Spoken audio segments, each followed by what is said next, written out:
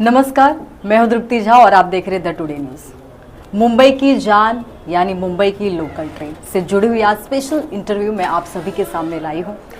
जैसे कि आप सभी को पता है, किसी भी ट्रेन में बिना टिकट का ट्रैवलिंग करना एक जुर्म माना जाता है। तो आज हम फिलहाल बात करेंगे मुंबई लोकल ट्रेन की। जब आप मुंबई लोकल ट्रेन में बिना टिकट ट्रैवलिंग करते हैं तो जाहिर सी बात है आपका सामना टीसी से होता होगा।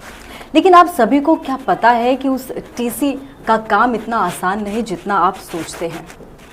उनको बहुत सारे चैलेंजेस फेस करने होते हैं। तो आज इसी पे चर्चा करने के लिए हमारे साथ यहाँ पर जज्बाती और निडरता के साथ काम करने वाली ऐसी दो महिलाएं हैं जो अपना वेस्टर्न रेलवे में अपना बड़ा योगदान देती है।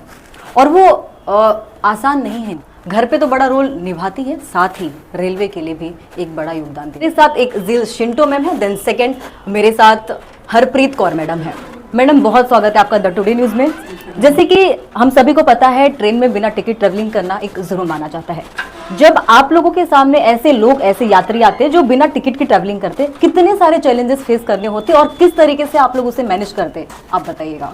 मैडम, सबसे पहले तो यही एक बहुत बड़ा चैलेंज हो जाता है हमारे लिए कि हमें पब्लिक के अंदर टिकट चेक करना है, और वो टिकट चेक करना ही हमारे लिए चैलेंज है। और जब उनके पास टिकट नहीं होता है तो मैडम एक बहुत बड़ा सीन बन जाता है। उनको टिकट के पैसे जो हैं, फाइन जो है वो भरना नहीं है और हमें हमारा काम करना है। ये एक डिसिप्लिन में भी आता है। आप 5 रुपए का टिकट लेके चलें और अगर आपके पास नहीं है तो हमें आपसे फाइन भरवाना है। तो ये चैलेंज को मतलब इस चैलेंज को कंप्लीट करते करते मैम हम एक अलग ही लेवल पे पहुंच जाते हैं। पब्लिक को पैसे भरने नहीं है और हमें हमारा काम करना है। तो इस चीज़ को लेते लेते करते तो एक तो टाइम वेस्ट होता है, और ऊपर से क्या होता है कि अगर सामने वाला बंदा हमारे पास पैसे भर देता है तो हम दूसरों का टिकट चेक कर पाते हैं। तो ये सिलसिला चलता रहता है पूरा दिन हमारे साथ। तो बहुत डिफिकल्ट हो जाता है क्योंकि पब्लिक हमारे साथ कोऑपरेट नहीं करती। देखिए, मैं महिलाएं एक महिला के रूप में बहुत सारे रोल अदा करती है। घर में अपना बड़ा योगदान देना, साथ ही बाहर ऐसे ऐसे लोगों को मैनेज करना जो कि आर्ग्यूमेंट्स देन मिसबिहेव करते, कैसे आप मैनेज करते हो और कैसे कैसे तरह के लोग आप लोगों से मिलते हैं? हमें हर एक सेकंड पैसेंजर्स डिफरेंट रहते हैं नेचर से। कहीं बहुत ही अच्छे रहते हैं, कहीं होता है मतलब अपने भी टेंशन्स रहते हैं। बट हम यही रिक्वेस्ट करते हैं, देखो आप रेलवे ने इतनी अच्छी सुविधा दी है कंफर्टेबल ट्रैवल करने के लिए, जहाँ कहाँ 5 रुपए में आप कहीं नहीं पहुँच सकते हो। रेलवे ने आपको इतना सस्ता और कंफर्टेबल ट्रैवल दिया है, इतने शॉर्ट टाइम पे आप without traffic you can reach your destination. So सभी से यही निवेदन है कि ना आप अपना टिकट प्रॉपर लीजिए, तो टीसी से कोई भी बहस की जरूरत नहीं पड़ेगी। मैम, ऐसा भी सुना है कि टिकट भी ट्रांसफर करते हैं एक दूसरे से।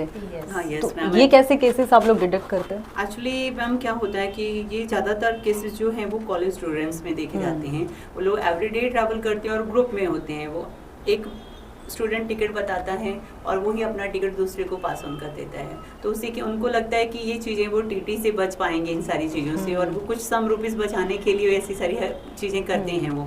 तो मैम ये एवरी डे का होता है कि गर्ल्स हुए, बॉयज़ हुए, जब वो ट्रैवल करते हैं ग्रुप में तो 2 टिकट निकालते हैं और 4 जन ट्रैवल करते हैं।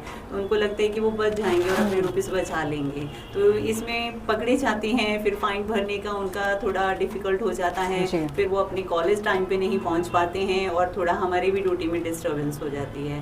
तो ये सब नहीं होना चाहिए एक्चुअली। मैं बहुत सारे ऐसे भी यात्री होते हैं जो कि फर्जी टिकट बनवा के लोकल ट्रेन में सफ़र करते हैं। तो ऐसे लोगों को आप लोग कैसे पकड़ते हैं? बिकॉज ये भी देखा जाता है बहुत सारे लोग टिकट तो नहीं लेते, फिर भी उनके अंदर कॉन्फिडेंस ऐसा होता है कि वो टिकट लेके चल रहे हैं। ऐसे लोगों को आप फेस एक्सप्रेशन से कैसे पकड़ लेते हो? Face expressions that is like our working service. I mean we understand their body language. Secondly, फर्जी टिकट तो नहीं बनती है लोकल में, बिकॉज वो नहीं बना। इट इज़ फर्जी पास बनती है।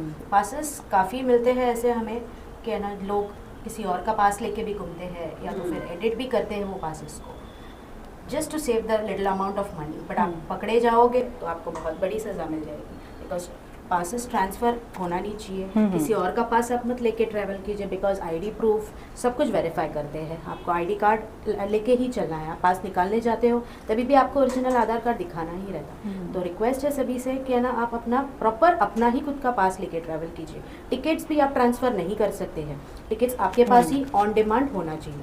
आप कहोगे किसी और के पास है, वो आ रहे हैं पीछे से, वो सब नहीं चलता है। You have to have it on demand. Ma'am जब आप ऐसे लोगों को पकड़ते तो आगे का प्रोसीजर कैसा होता है और किस तरीके से कार्रवाई की जाती है, क्योंकि बहुत सारे लोग इस चीज़ को लेकर अवेयर नहीं है कि अगर हम बिना टिकट ट्रैवलिंग करते उनको सिर्फ दिमाग में इतना कि सिर्फ फाइन भरना है, लेकिन फाइन अगर नहीं भरते तो आगे क्या किस तरीके की कार्रवाई होती ये है? आपने बहुत अच्छा क्वेश्चन किया मैम।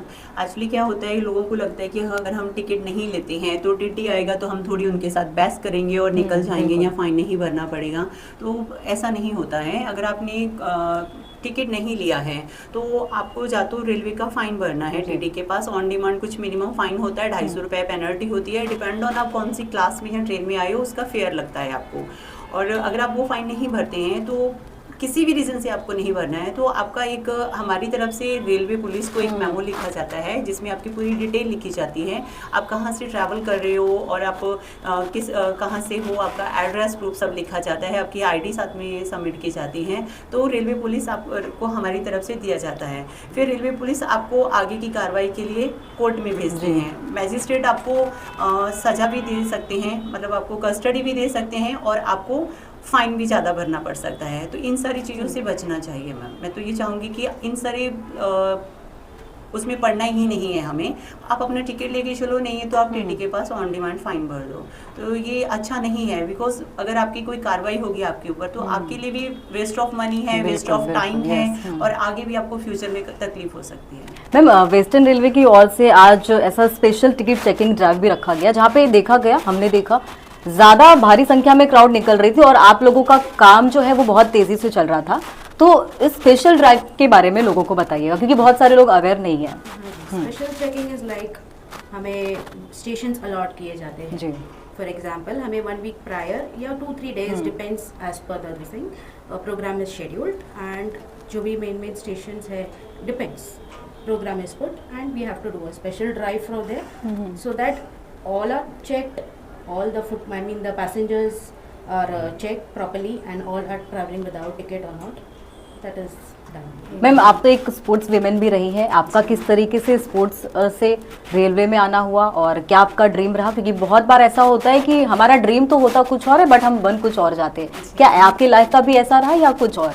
एक्चुअली मैम ऐसा कुछ मेरा ड्रीम तो नहीं था। हाँ, मैं स्पोर्ट्स कर रही थी तो मुझे वेस्टर्न रेलवे ने अडॉप्ट किया और उसके बाद से मैं अपनी स्पोर्ट्स बहुत अच्छे बेटर तरीके से कर पाई और मैंने 3 इयर्स वेस्टर्न रेलवे की तरफ से खेली हूँ और मैं नेशनल चैम्पियन रही हूँ और वेस्टर्न रेलवे आने के बाद ही मैंने अपने इंटरनेशनल मेडल्स लिए हैं। तो अभी राइट नाउ मैं वेस्टर्न रेलवे की विमेन टीम की कोच भी हूँ, तो एक अच्छी अपॉर्चुनिटी मिली मुझे इसमें और मेरा ड्रीम बिल्कुल भी ये नहीं था कि मैं एक अच्छे लेवल की स्पोर्ट्समैन बनूंगी और वेस्टर्न रेलवे में काम करूंगी। ये गॉड गिफ्ट है मेरे लिए। Wow, that is amazing. Ma'am आपका बैकग्राउंड क्या रहा अगर आप इन शॉर्ट बताना चाहिए तो? Basically my dad also was in railway, so that's how I got into railways. I've given exam also and but happy facing every single person.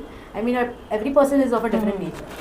So it's good that we get to learn everything. I mean every single day we get to learn new things also from them. That's तो आप दोनों से मैं ये बोलना चाहूँगी कि हमारे दर्शक जो अभी देख रहे इस वक्त, जो यात्री बिना टिकट ट्रैवलिंग करते उनको आप क्या मैसेज देना चाहेंगी और क्या कहेंगी?